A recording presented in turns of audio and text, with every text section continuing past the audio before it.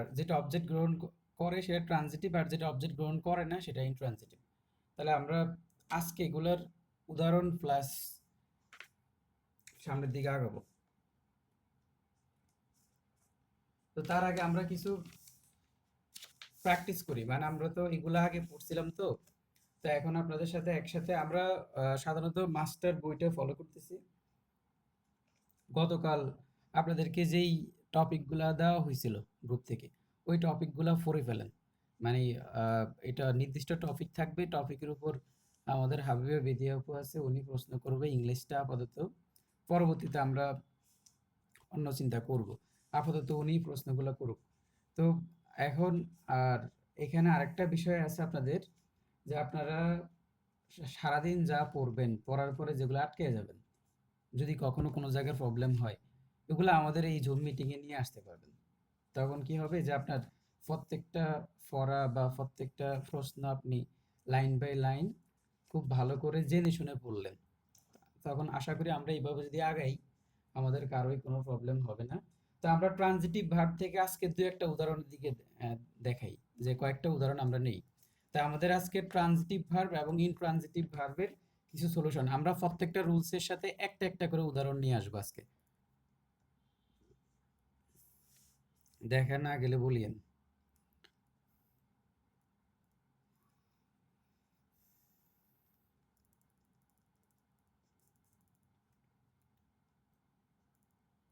তো দেখেন, এটার সাথে অ্যান্ড ইনট্রানজিটিভ ভার্ব লিখি।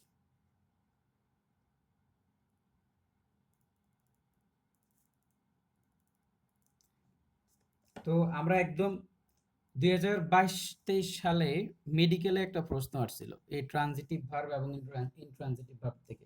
সবারই কিন্তু বইটা আছে, মাস্টার বই সবার আছে, কেউ কিন্তু উত্তর দেখবেন না। ঠিক আছে? তো আমাদের যেহেতু এগুলা সেকেন্ড ধাপে আমরা এগুলো আলোচনা করতেছি, আমাদের কিন্তু এই আলোচনাগুলো আগেও ছিল। তো সো এখন আমরা রুলসের সাথে সাথে উদাহরণ, মানে এখানেই বসে অনেক কিছু সলভ করবো। তো বেশি সলভ করার উপায় নাই, প্রত্যেকটা রুলস থেকে একটা একটা করে উদাহরণ বা সর্বোচ্চ দুইটা করে উদাহরণ। তো আমি একটা উদাহরণ লিখতেছি, এখন আমরা সবাই মিলে বের করব এটা কি ধরনের ভার্ব। ধরেন এটা 2022-23 সালে মেডিকেলে আসছিল। Mother loves me. এখন বলেন এখানকার যে লাভস দেখা যাচ্ছে, এই লাভসটা কি? এটা ট্রানজিটিভ ভার্ব নাকি ইনট্রানজিটিভ ভার্ব?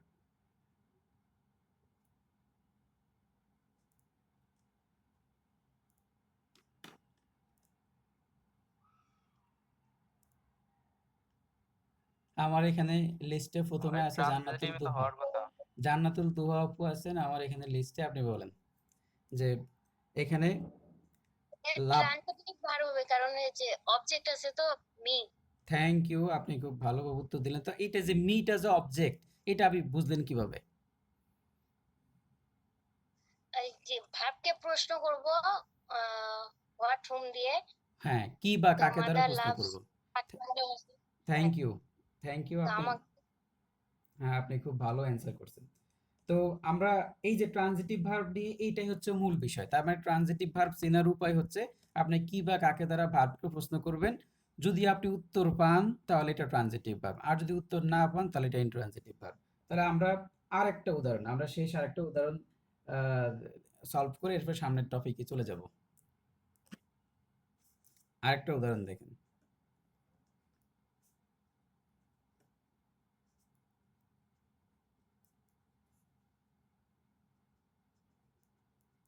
এই প্রশ্নটা আপনার উপজেলা পল্লী উন্নয়ন কর্মকর্তা 2012 সালে আসছিল। হি টুক শেল্টার, এটা মনে হয় আমরা গতকাল আলোচনা করছিলাম। আন্ডার হ্যাঁ আন্ডার এ ট্রি। দেখেন ইংলিশ, মানে ইংরেজি গ্রামার বা এমসিকিউ টাইপসের যে ধরনের প্রশ্নগুলো হয়, আপনি ওখানে ভালো করার একমাত্র কৌশল হচ্ছে বেশি বেশি করে প্রশ্ন সলভ করা। যে যত বেশি প্রশ্ন সলভ করবে উনি আপনার থেকে তত ভালো করবে। গ্রামারটা মুখস্থের বিষয় না, চর্চার বিষয়। আপনি রুলসটা বুঝে বা কনসেপ্টটা ক্লিয়ার করার পরে বেশি পরিমাণে সলভ করতে হবে। তাহলে আমাদের উপরে ভার্বটা হচ্ছে টিবি, ট্রানজিটিভ। আর তাহলে নিচেরটা বলেন শেল্টার। এটা দেখি যে আজকে আমাদের নিশাত তামান্না আপু আজকে আমাদের সাথে নিউ যুক্ত হয়েছে। ওনাকে খুব একটা দেখা যায় না। এখন আপনি নিশাত তামান্না আপু চাইলে বলতে পারেন। আপনি কি বলবেন? এখন না, ওনাকে এখন বিরক্ত না করি, পরে উনি মাইন্ড করবে। আদরি আপু বলেন যে took he took shelter under a tree. তাহলে এখানে শেল্টারটা কি, মানে ট্রানজিটিভ ভার্ব নাকি ইনট্রানজিটিভ ভার্ব?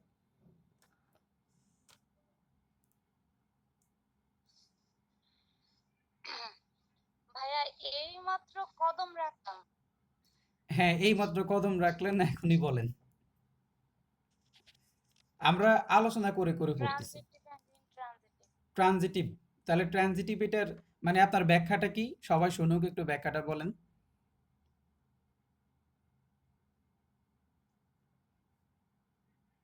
আসলে আমি ভুল জায়গায় দাগ দিছি, তাই না? এখানে হচ্ছে টুক। এই টুকটা কি সেটা বলতে হবে। মানে এই টুকটা ট্রানজিটিভ ভার্ব, ইজ এ টিবি নাকি ইনট্রানজিটিভ ভার্ব? ভাইয়া এইখানে লুকটা হচ্ছে ট্রানজিটিভ ভার্ব। এটা এটা এটা লুক হবে না, এটা টুক হবে। I took shelter under a tree. তার মানে এটা হলো ট্রানজিটিভ ভার্ব। আপনি কিভাবে বুঝলেন? ভার্বকে কি বা কাকে দ্বারা প্রশ্ন করেন, যে সে কোথায় আশ্রয় নিল। দেখেন he took shelter under a tree, তাহলে সে মানে কোন কোন জায়গায়। এখন দেখেন এটা খুব একটু ট্রিকি মনে হচ্ছে যে শেল্টার একটা অবস্থান, এই জন্য এটাকে অ্যাডভার্ব মনে হচ্ছে। ঠিক আছে, আসলে কিন্তু এটা অ্যাডভার্ব না। আপনি প্রশ্ন করেন সে কি নিল, আপনি প্রশ্ন করেন হি টুক, সে নিল, সে কি নিল? আশ্রয় নিল। তার মানে এটাকে আপনি কি দ্বারা প্রশ্ন করলে, অবজেক্ট হিসেবে শেল্টারটাকে পাচ্ছেন। এই শেল্টার হচ্ছে এখানকার অবজেক্ট। তার মানে প্রশ্ন করেন ভার্বকে, সে কি নিল? শেল্টার, আশ্রয় নিল। তাহলে এই শেল্টারটা হচ্ছে একটা অবজেক্ট। আমরা জানি অবজেক্ট হিসেবে সব সময় কি বসবে? নাউন অথবা প্রোনাউন। অবজেক্ট হিসেবে নাউন প্রোনাউন ছাড়া আর কোনো কিছু বসতে পারবে না। তো যখন এখন এই যে অবজেক্ট, এই যে এইটা যে একটা অবজেক্ট, সেটা আপনি বুঝবেন কিভাবে? কি বা কাকে দ্বারা প্রশ্ন করবেন, এই জিনিসগুলো বলা হয়েছে গতকাল। আচ্ছা, তাহলে আহ, আমরা এর পরের টপিকে চলে যাই। এবার আরো একটা উদাহরণ দেখেন। তাহলে এগুলো হচ্ছে টিভি মানে ট্রানজিটিভ ভার্ব।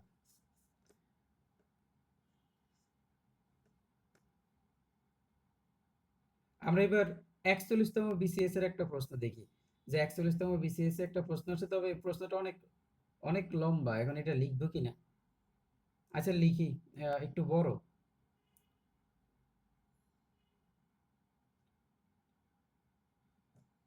যেহেতু বিসিএস এর প্রশ্ন, একটু লিখি।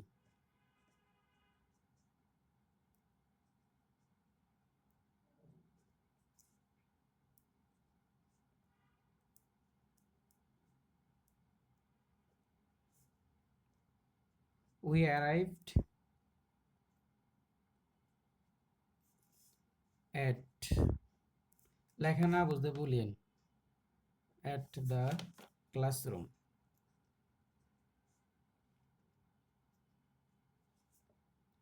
ডোর উইথ অনলি 7 seconds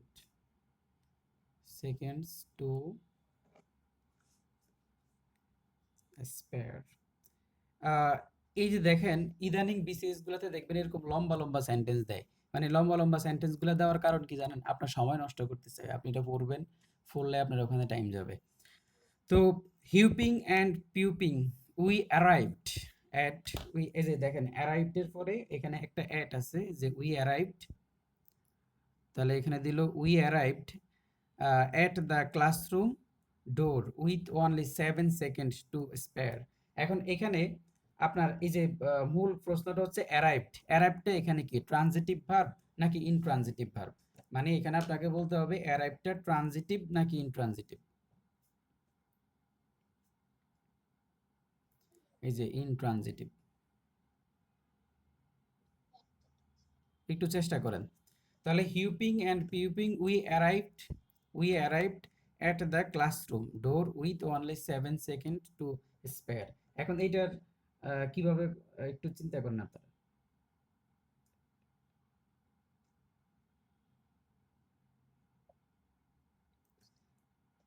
এইখানে কি বা কাকে দ্বারা প্রশ্ন করে দেখেন তো উত্তর পান কিনা।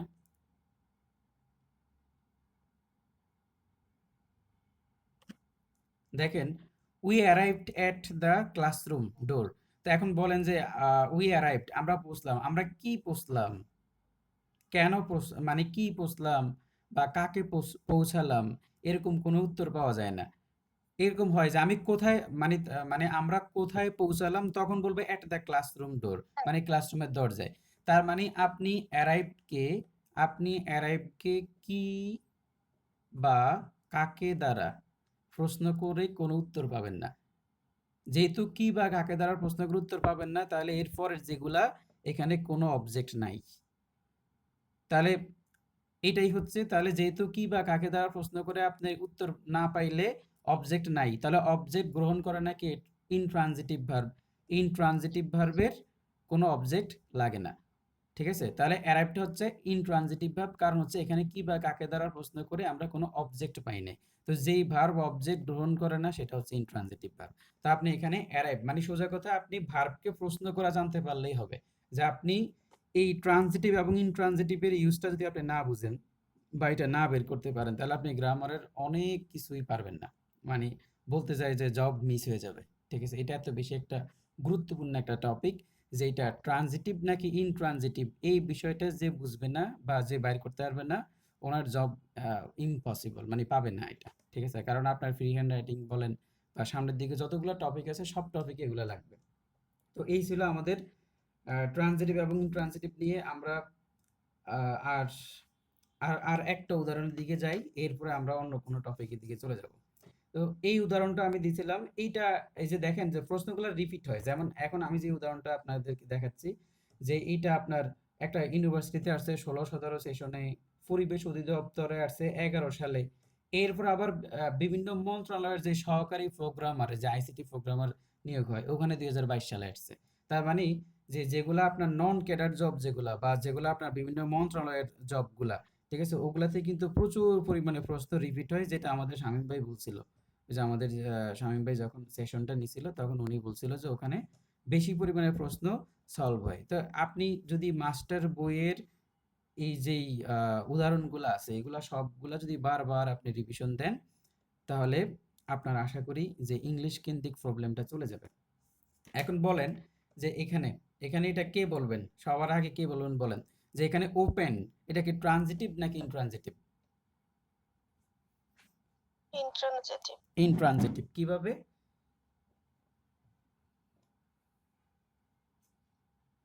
ভাই এটা তো যে ভার্ব। মানে অ্যাডভার্ব, ঠিক আছে, আপনি এই যে ওই যেভাবে বললেন যে দ্য ডোর ওপেন্ড, দরজাটা খোলা হলো, তো এখন কি খোলা হইলো কিভাবে? বা কাকে খোলা হইলো হয় না, তো দরজাটা দ্য ডোর ওপেন অটোমেটিক্যালি, মানে দরজাটা আপনা আপনি খুলে গেছে।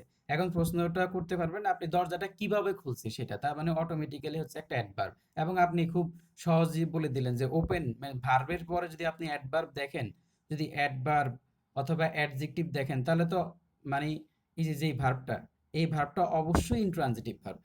ঠিক আছে, কারণ ভার্বের পরে তো আপনার অ্যাডভার্ব অ্যাডজেক্টিভ হইলে তো বোঝা গেল যে অবজেক্ট তো নাই, অ্যাডভার্ব এবং অ্যাডজেক্টিভ তো অবজেক্ট হিসেবে বুঝতে পারবে না। তার মানে আমরা বলতে পারবো এই বাক্যে কোনো অবজেক্ট নাই। এখানে দ্য ডোর ওপেন্ড এরপরে অটোমেটিক্যালি একটা অ্যাডভার্ব বসে গেছে। ঠিক আছে, তো এই বাক্যে কোনো অবজেক্ট নাই, অবজেক্ট থাকলে তো এটা আপনার ট্রানজিটিভ ভার্ব হয়ে যেত। তো আচ্ছা ঠিক আছে, আমরা এতটুকু ছিল আমাদের ট্রানজিটিভ এবং ইনট্রানজিটিভ নিয়ে। তো আমরা কালকে ডিরেক্ট অবজেক্ট, মানে আমার কাছে মনে হচ্ছে কালকে আমরা ডিরেক্ট অবজেক্ট এবং ইনডিরেক্ট অবজেক্ট নিয়ে বলছিলাম, মনে আছে আপনাদের? এবার আমরা একটু নতুন জি টপিকে চলে ভাই। যাই। আমি একটা কথা বলতে চাই ভাইয়া। হ্যাঁ হ্যাঁ বলেন। ভাইয়া আমাদের যখন এই ইংরেজির সেশন গুলো আগে হয়েছিল তখন তো অনেক আহ, মানে তখনকার তো নোট আছে, সেই নোটটা রিভিশন দিলে বেশি ভালো হতো না? হ্যাঁ, এই যে এখন যেই নোটটা, ওই নোটটাই আমরা রিভিশন দিচ্ছি, এবং ওই নোটটা ধারাবাহিকভাবে, এখন ধরেন আমি যদি নোটটাকে ডাইরেক্ট ধরে আপনাকে দেই, তাহলে একই জিনিস আপনার কাছে আবার রিপিট হইলো। কিন্তু যখন যখন আমি চাচ্ছি যে আমি যদি আবার এটাকে থ্রোলি বলে যাই, তখন আপনার যতটুকু আপনি মানে আপনার যতটুকু উপকার হবে তার চেয়ে বরং যে আপনি যদি এখন এখানে উত্তর করেন, ধরেন যে সেই পড়াটার সাথে সাথে যদি আপনি নিজে এখানে পারফর্ম করেন সেটা ভালো হবে। বুঝছেন? যেমন ধরেন যে আপনাকে এখানে বিভিন্ন প্রশ্নগুলো আমি এখানে লিখে দিলাম, আপনি এখান থেকে উত্তর করেন। মানে এটা হলো ব্যবহারিক বিষয়টা হইলো আরকি। আর আমার কাছে যে নোটটা আছে, এই যে আমি এখন যদি নোটটাকে উল্টে বলি, তাহলে দেখা গেছে যে আপনি অনেকগুলা পড়ানো হয়তোবা আলোচনায় আসবে, কিন্তু অনেক কিছু আপনি ধরতে পারবেন না। বুঝছেন? তো এইজন্য আমি চেষ্টা করতেছি যে যাতে আপনার পড়াটা এখানে আপনি মানে আপনার যাতে এখানে প্রশ্ন সলভ করে আপনার যাতে প্রবলেমগুলো এখানেই সলভ হয়ে যায়। বুঝছেন? তো আমরা এখানে ট্রানজিটিভ এবং ইনট্রানজিটিভ ভার্ব নিয়ে বলে দিলাম। আর তাছাড়া আমি আরেকটা বলি যে আমার ১ম এ যেই নোটটা আমরা করছিলাম এখানে প্রচুর এক্সট্রা ইনফরমেশন আছে। এত কিছু আসলে লাগে না। ঠিক আছে? বা এত কিছু ফোকাস করতে গেলে যে আপনি শুধু ইংলিশ নিয়েই বসে থাকতে হবে, এবং হয়তোবা এমনও হতে পারে যে আপনি আ অনেক কিছুকে ফোকাস করতে যায়ে ইংলিশেও ভালো করবেন না। এরকম হইতে পারে। তো এইজন্য আমি আসলে এখন চেষ্টা করতেছি যাতে আপনারা বা আমরা যারা সামনে ফ্রিলি এবং প্রাইমারি যারা দেব, যে তাদের সবাই যেন যা কিছু দরকার ওইটাই যাতে শিখে। যে যেটা আপনার জন্য দরকার সেটাই আপনি শিখতেছেন। যেটা আপনার জন্য দরকার না, ওই বেদরকারি জিনিসগুলা নিয়ে বেশি মাথা ঘামাইলে কি হবে যে আপনি আসল জিনিসগুলা ভুলে যাবেন। এটাও একটা সমস্যা। যেমন ধরেন যে আপনি বললাম যে আমি এখানে ৪ টা উদাহরণ নিয়ে আসলাম আজকে। আপনি আ একদম পরীক্ষার পরে আপনি দেখিয়েন, যদি ট্রানজিটিভ এবং ইনট্রানজিটিভ ভার্ব নিয়ে যদি বিসিএস প্লাস প্রাইমারিতে কোনো পরীক্ষা হয়, আপনি এই ৪ টা সেন্টেন্সের মধ্যে আপনি হয়ে যাবে। মানে ট্রানজিটিভ এবং ইনট্রানজিটিভ এতটুকু যদি আপনি বুঝেন, যেই প্রশ্ন করুক আপনি ভুল করবেন না। কারণ আমি এগুলো এনালাইসিস করে দেখছি। যে এতটুকুই হচ্ছে মূল পড়া। এখন এর বাইরে আরো অনেক কিছু আছে আমার নোটে। কিন্তু ওই জিনিসগুলো আপনার লাগবে না। তো আমরা এর পরবর্তী যে টপিকটা সেটা হচ্ছে আপনার এইটার পরেই যে আমরা লিঙ্কিং ভার্ব বলছিলাম। তো লিঙ্কিং ভার্বের কনসেপ্টগুলো আপনাদের মনে আছে? আমরা ওই যে নোটটা আছে ওই নোটটাকে আমি ফোকাস করতেছি। শুধুমাত্র নোটটা সরাসরি না দেখে আপনাকে এখান থেকে, যে আমি ওখান থেকে সেন্টেন্সগুলো এনে দেখাচ্ছি যাতে আপনি নিজেও সলভ করতে পারেন। দেখেন যে উই ওয়েন্ট ম্যাড, এই উদাহরণগুলো সব নোটে আছে।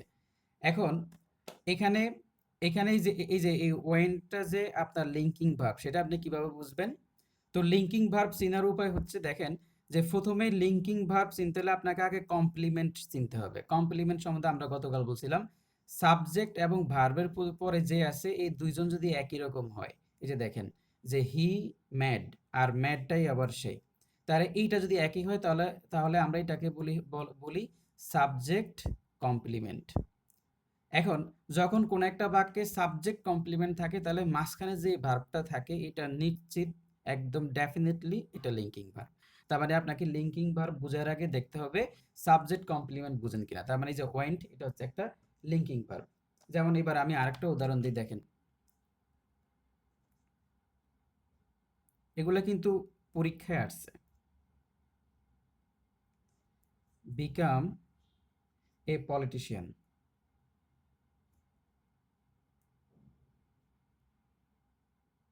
তাহলে এই যে দেখেন হি আর হচ্ছে পলিটিশিয়ান একই ব্যক্তি। আমরা এই আলোচনাগুলোর পরে আমরা প্র্যাকটিসে চলে যাব, বুঝছেন? যে আমরা কিছুক্ষণ পরে এখানে মাস্টার বই থেকে আমরা প্র্যাকটিসে চলে যাব। এখন আপনাদেরকে আলোচনাটা দেখানোর পরে ওয়ান বাই ওয়ান প্র্যাকটিস করব, বসে হবে। দেখেন যে হি বিকাম পলিটিশিয়ান, তাহলে এই যে হি আর পলিটিশিয়ান একই, তাহলে হি আর পলিটিশিয়ান একই ব্যক্তি, তাহলে মাঝখানে যে ভার্বটা এটা অবশ্যই লিঙ্কিং ভার্ব। এখন এরকম অনেকগুলা লিঙ্কিং ভার্ব আছে যেগুলা মাস্টার বইতে আছে, যে আপনি মাস্টার বইটা করলে ওখানে পাবেন। যেমন to be verb, become, look, seem, তারপর হচ্ছে রিমেইন, অ্যাফেয়ার, তারপর হচ্ছে আপনার make, run, go, read, turn, এগুলো হচ্ছে সব লিঙ্কিং ভার্ব। এবং এই লিঙ্কিং ভার্বগুলোকে আপনি মানে এগুলো মুখস্থ করতে বারবার দেখবেন, কিন্তু মূল বিষয় হচ্ছে সাবজেক্ট কমপ্লিমেন্ট জিনিসটা, সেটা একটু বুঝতে হবে। এখন এবার আমি আরেকটা উদাহরণ দিচ্ছি। লিঙ্কিং ভার্ব নিয়ে আপনাদের কোনো প্রবলেম আছে? মানে এই জিনিসটা বুঝছেন যে সাবজেক্ট কমপ্লিমেন্ট জিনিসটা বুঝছেন?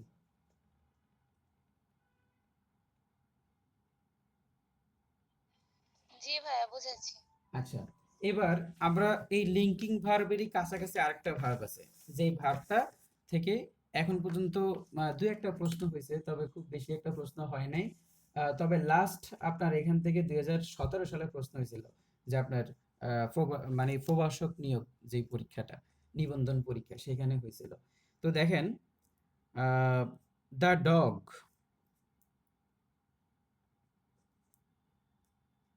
Went mad. এখন এখানে আপনার অপশনে ছিল কি? অপশনে ছিল আপনার ট্রানজিটিভ ভার্ব, ধরেন এখানে ছিল ট্রানজিটিভ ভার্ব, বিতে ধরেন ইনট্রানজিটিভ, ধরেন বিতে ধরেন যে দেওয়া আছে যে পজিটিভ ভার্ব, তারপর সিতে ধরেন দেওয়া আছে কোফুলেটিভ ভার্ব। এখন দেখেন এটা আপনি তাহলে এটা কোনটা হবে সেটা বের করার জন্য কি হবে, যে আপনি দেখেন এই যে দা ডগ, এই কুকুরটাই কিন্তু ম্যাড হয়ে গেছে, তার মানে কুকুরটাই পাগল হয়ে গেছে, তার মানে এটা সাবজেক্ট কমপ্লিমেন্ট, তাহলে মাঝখানে একটা লিঙ্কিং ভার্ব হওয়ার কথা, কিন্তু লিঙ্কিং ভার্ব তো অপশনে নাই। তো মনে রাখবেন লিঙ্কিং ভার্ব আর কোফুলেটিভ ভার্ব একই, মানে এইটাই একটা লিঙ্কিং ভার্ব, মানে লিঙ্কিং ভার্বের অন্য নাম। আপনি লিঙ্কিং ভার্বের অন্য নাম হচ্ছে কোফুলেটিভ ভার্ব, কোফুলেটিভ ভার্ব। এখন এইটা হয়তোবা আপনাকে একটু ব্যতিক্রম করে দিতে পারে যে আপনি কোফুলেটিভ ভার্বটা চিনেন কিনা। তাহলে আমরা দেখলাম যে লিঙ্কিং ভার্ব আর কোফুলেটিভ ভার্ব এগুলো একই কথা বা একইভাবে হয়। হ্যাঁ, এখন এটা নিয়ে বিতর্কিত আরো অনেকগুলা কথা আছে, কিন্তু এই জিনিসটা আসবে না, ঠিক আছে? এই কোফুলেটিভ ভার্ব নিয়ে এখানে এখানে আরো বিস্তারিত দেখবেন মাস্টারে আরো আছে কথাবার্তা। তো এত বেশি ডিটেইলসে আপনি যদি যান আপনার জন্য প্রবলেম হয়ে যাবে, ঠিক আছে? তো এই জন্য আমরা বললাম যে ওইটাতে বেশি আসবে না। তো এরপরে দেখেন যে আরেকটা আছে আপনার, এবার আরেকটা উদাহরণ দেখেন। এগুলো আমি উদাহরণগুলো সব মাস্টার থেকে নিয়ে নিয়ে দিচ্ছি। এখন আপনার এখানে একটা ভার্ব আছে, এটাকে বলা হয় ইনোকেটিভ ভার্ব। তো ইনোকেটিভ ভার্বের বিষয়টা একটু বলি, যে ইনোকেটিভ ভার্ব থেকে আপনার কিছুদিন গত বছর বা তারও আগে মেডিকেলে একটা প্রশ্ন আসছিল। তো দেখেন ইনোকেটিভ ভার্বটা হচ্ছে যে ভার্ব কোনো অবস্থার পরিবর্তন, সূচনা, বিকাশ বা পরিণত ব্যক্তি বা কোনো কিছু মানে পরিবর্তন বোঝাবে, কোনো একটা কিছুর পরিবর্তন যে বোঝাবে তখন সেটা হচ্ছে আপনার ইনোকেটিভ ভার্ব। তাহলে ইনোকেটিভ ভার্ব হচ্ছে পরিবর্তন বোঝাবে, পরিবর্তন মানে অবস্থা, ব্যক্তি, সময়, এই ধরনের একটা পরিবর্তন বোঝাবে। এখন আপনাকে এখানে চারটা সেন্টেন্স আমি লিখতেছি। এখন এই চারটা সেন্টেন্সের মধ্যে আপনি বের করবেন যে কোন জায়গায় পরিবর্তন কিছু বোঝাচ্ছে, মানে কোনো কিছু পরিবর্তন হয়ে যাচ্ছে, ওইটাকে বলা হয় ইনোকেটিভ ভার্ব। এখান থেকে কিন্তু মেডিকেলের প্রশ্ন আসছে।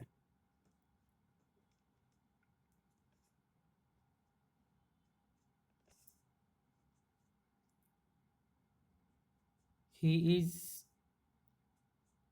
উইক। আর ডি নাম্বারে হচ্ছে আপনার ইট ইজ গ্রোয়িং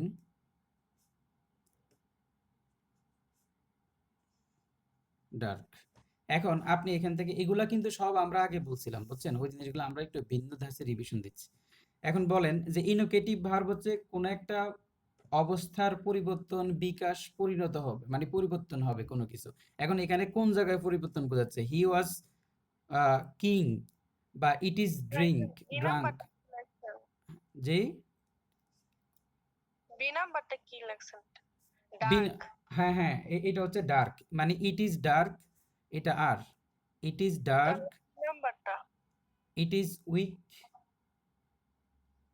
আর এটা ইট হচ্ছে is it is growing growing dark. Dark. তো ইট ইজ গ্রোয়িং ডার্ক, এই যে দেখেন এটা দ্বারা পরিবর্তন বোঝাচ্ছে, মানে আপনার দিনের আলো ছিল ওখান থেকে আস্তে আস্তে এটা অন্ধকার হয়ে যাচ্ছে। তো এটাই বলা হচ্ছে, এটা কি বলা হয় ইনোকেটিভ ভার্ব। দেখেন কত বেশি ডিপ থেকে প্রশ্ন, এবং এটা এর আগে সিইউতে আসছিল, ফর আবার মেডিকেলে এখান থেকে প্রশ্ন আসছে, যে যখন কোনো কিছুর পরিবর্তন হয়ে যায় তার মানে তখন এটাকে বলা হয় ইনোকেটিভ ভার্ব। এখন এই ইনোকেটিভ অনেকগুলা ভার্ব আছে, যেমন বিকাম, গ্রো, গো, ফেল, রান। এই যে এই জিনিসগুলো এইভাবে মুখস্থ করার কিছু নাই। আপনি শুধু মনে রাখবেন ইনোকেটিভ একটা ভার্ব আছে কোনো কিছুর অবস্থার পরিবর্তন হয়ে যাওয়া বুঝাবে সেন্টেন্সটা। তাহলে আমরা দেখেছি ইট ইজ গ্রোয়িং ডার্ক, এটা আস্তে আস্তে কোনো কিছু পরিবর্তন হয়ে যাচ্ছে, সো এটা ইনোকেটিভ ভার্ব। এরপরে আমরা আহ, আরেকটা সেন্টেন্স দেখেন।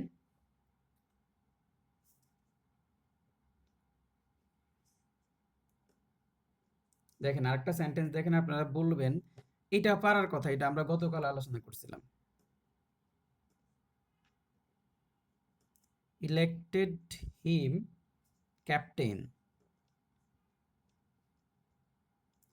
এখন এখানে বলেন এই যে ইলেক্টেড, এই ইলেক্টেডটা এই এখানে যে ইলেক্টেডটা এটা কি ধরনের ভার্ব বলেন তো? অপশন ছাড়া বলেন, দেখি মনে আছে কিনা। দে ইলেক্টেড হিম, ক্যাপ্টেন।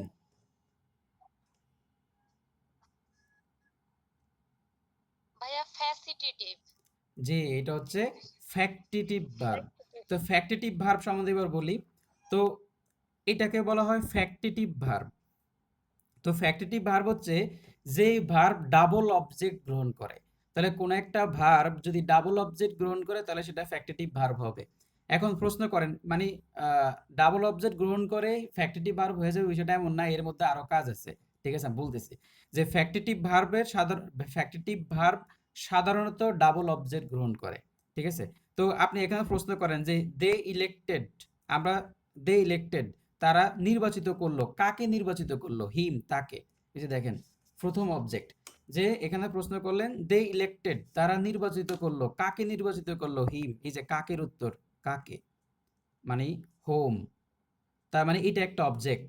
আচ্ছা, দে ইলেক্টেড হিম, এবার দেশে দে ইলেক্টেড ক্যাপ্টেন। ঠিক আছে, তো এখন বললো যে যে তারা কাকে ক্যাপ্টেন নির্বাচন করলো। ঠিক আছে, প্রশ্ন হলো যে তারা কাকে ক্যাপ্টেন নির্বাচন করলো? হিম, তাকে। এবার যদি আপনি প্রশ্ন করেন যে তারা তাকে কি নির্বাচন করলো, এই যে দেখেন কি দ্বারা প্রশ্ন করেন, কি নির্বাচন করলো? ক্যাপ্টেন নির্বাচন করলো।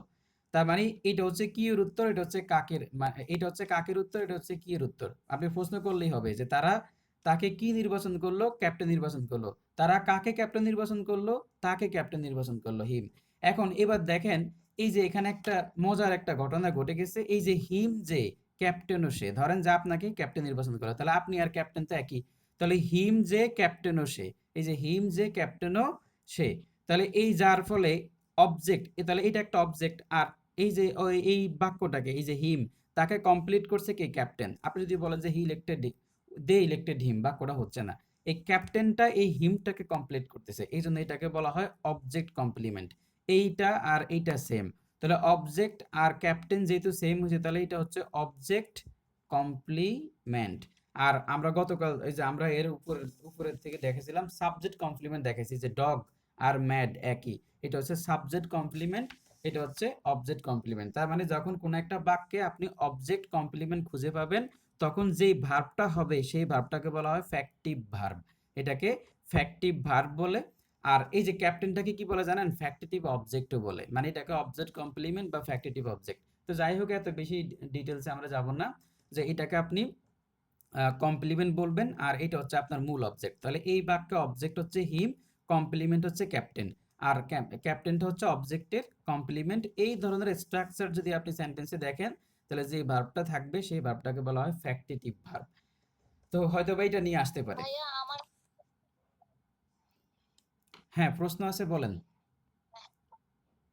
ভাইয়া প্রশ্ন হচ্ছে যে বাক্যে অবজেক্ট কমপ্লিমেন্ট থাকলে সেই বাক্যের ভার্বকে আমরা বলতে পারি ফ্যাক্টিভ ভার্ব। হ্যাঁ হ্যাঁ, এটাই।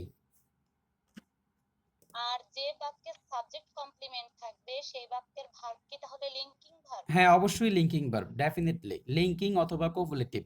মানে লিঙ্কিং ভার্ব অপশনে থাকলে লিঙ্কিং, আর না হলে কোভুলেটিভ। আর যদি দেখবেন যে কোনো একটা বাক্যে অবজেক্ট কমপ্লিমেন্ট আপনি খুঁজে পাইছেন তাহলে ওই ভার্বটা ফ্যাক্টিটিভ ভার্ব। ঠিক আছে, আবার অনেক বাক্যে ডাবল অবজেক্ট থাকতে পারে। ঠিক আছে, ডাবল অবজেক্ট থাকলে যে আপনার ফ্যাক্টিটিভ ভার্ব এরকম না, মানে অবজেক্ট কমপ্লিমেন্ট পাইতে হবে। যেমন ধরেন ডাবল অবজেক্ট আছে, যেমন আমরা গতকাল একটা উদাহরণ দিছিলাম। ডাবল অবজেক্ট নিয়ে আমি একটা দেই। আচ্ছা, এখানেই তো আছে, দেখেন এই যে আমি ডাবল অবজেক্ট যে আরেকটা আছে, যে এখানে এখানে একটু কনফিউশনটা দূরাই, নয়তো বা মানে একটা ঝামেলা হয়ে যাবে। দেখেন এই যে আমি ডাবল অবজেক্ট দেখাচ্ছি, দেখেন এখানেও ডাবল অবজেক্ট। এই যে দেখেন he gave, he gave the class, এই দেখেন indirect object, a tough assignment direct object. এখানে গেভটাকে আপনি ফ্যাক্টিভ ভার্ব বলতে পারবেন না, কারণ এখানে দুটো অবজেক্ট আলাদা আলাদা। এইটা এটা কিন্তু আপনার ইয়ে না, কি বলে, কমপ্লিমেন্টটা। দ্য ক্লাসের কমপ্লিমেন্ট কিন্তু এই টাফ অ্যাসাইনমেন্ট না। সো এখানে ডাবল অবজেক্ট আছে কিন্তু ভার্বটা হয়েছে কি, এটা আপনাকে ফ্যাক্টিভ ভার্ব বলতে পারবেন না। ফ্যাক্টিভ ভার্ব হইতে হইলে অবজেক্টের একটা কমপ্লিমেন্ট থাকতে হবে, মানে অবজেক্ট কমপ্লিমেন্ট হতে হবে। যেমন এখানে দা ক্লাস কিন্তু এই টাফ অ্যাসাইনমেন্টের কি আপনার, মানে এই টাফ অ্যাসাইনমেন্ট কিন্তু দা ক্লাসের কমপ্লিমেন্ট না। ঠিক আছে, এইটা এটার অবজেক্ট কমপ্লিমেন্ট না। কিন্তু এখানে এই যে আমরা, কিন্তু এখানে যে আপনারা দেখেন এই যে এই বাক্যে এই যে আমরা এখানে একটা দেখলাম যে দে ইলেক্টেড হিম ক্যাপ্টেন, এই হিমটা, এই যে ক্যাপ্টেনটা হিমের অবজেক্ট কমপ্লিমেন্ট, সো এইটা এখন ফ্যাক্টিটিভ ভার্ব। ঠিক আছে, তার মানে কোনো একটা বাক্যে ডাবল অবজেক্ট থাকতে পারে।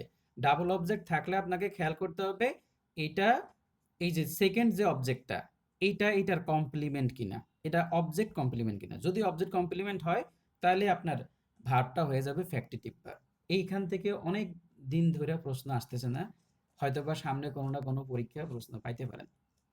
আচ্ছা, এবার আমরা নেক্সট টাইপসের মানে ভার্বে চলে যাই। দেখেন এইভাবে উদাহরণ দিয়ে দিয়ে বললে ভালো, আমার কাছে সবই নোট আকারে আছে, আমার লিখতে হচ্ছে না কষ্ট করে, কিন্তু সমস্যা হচ্ছে আপনারা ওখানে বেশি ধরতে পারবেন না। ঠিক আছে, এখন এখানে ভালো মতো ধরতে পারবেন। দেখেন এবার আরেকটা উদাহরণ দেখেন, আই ড্রিমড। এরপর আপনি মাস্টার বইটা যখন পড়বেন, আমি তো পেজ নাম্বার সহকারে বলে দিচ্ছি, দেখবেন যে আপনার কাছে পড়তে ভালো লাগবে, আপনি বুঝবেন ভালো।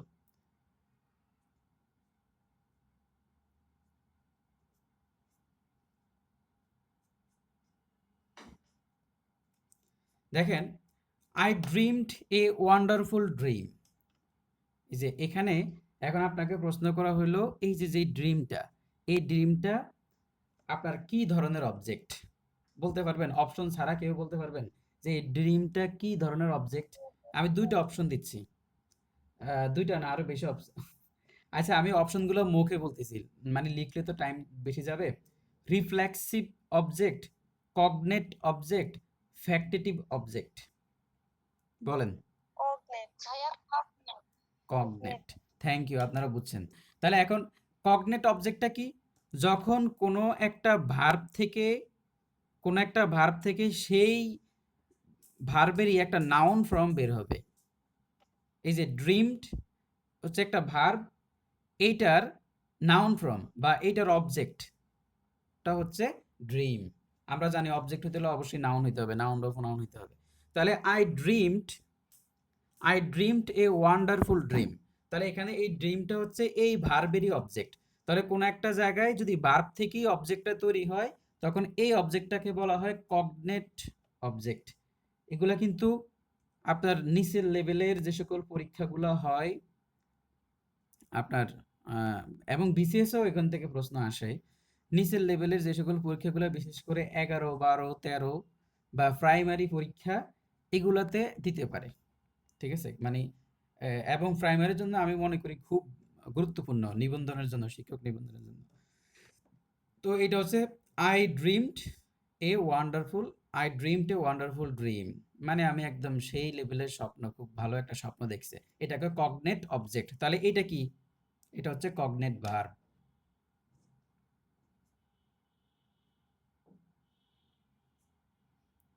এটা হচ্ছে কগনেট ভার্ব। আচ্ছা, তো এখান থেকে আর উদাহরণ দেওয়ার দরকার নাই, আশা করি আপনারা এগুলা বাসায় ঠিকই বুঝে যাবেন।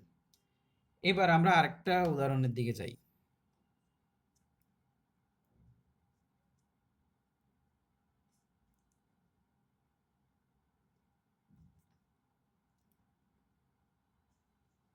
আপনাদের কাছে তো নোটটা আছে আমার আগের, ওটা আপনারা চোখ বুলাইতে পারেন, তবে ওখানে অনেক বেশি পরিমাণে অনেকগুলা তথ্য আছে যেগুলো আসলে প্রয়োজন নাই, ওই সময় টাইম বেশি ছিল তো, এই জন্য ধরেন যে কাম কাজ নাই, বসে বসে এত ডিটেইলস নোট করছি।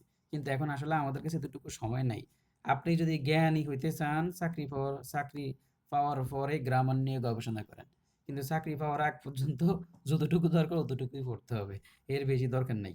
দেখেন, she takes after her mother. এখন বলেন তো এই টেক্স আফটার এটা কোন ধরনের ভার্ব বলতে পারবেন কেউ অপশন ছাড়া? Phrasal verb. হ্যাঁ, ফ্রেজাল ভার্ব। এটা কিন্তু ফ্রেজাল ভার্ব। এটা ফ্রেজাল ভার্ব এবং এটা একটা ট্রানজিটিভ ভার্ব, তাই না? এটা এই যে টিভি, ট্রানজিটিভ ভার্ব, এবং এটা একটা ফ্রেজাল ভার্ব। ফ্রেজাল ভার্ব বলতে এটাকে, হ্যাঁ, ফ্রেজাল ভার্ব বলে বা গ্রুপ ভার্ব বলে। ঠিক আছে, তো এটা একটা ফ্রেজাল ভার্ব অথবা গ্রুপ ভার্ব।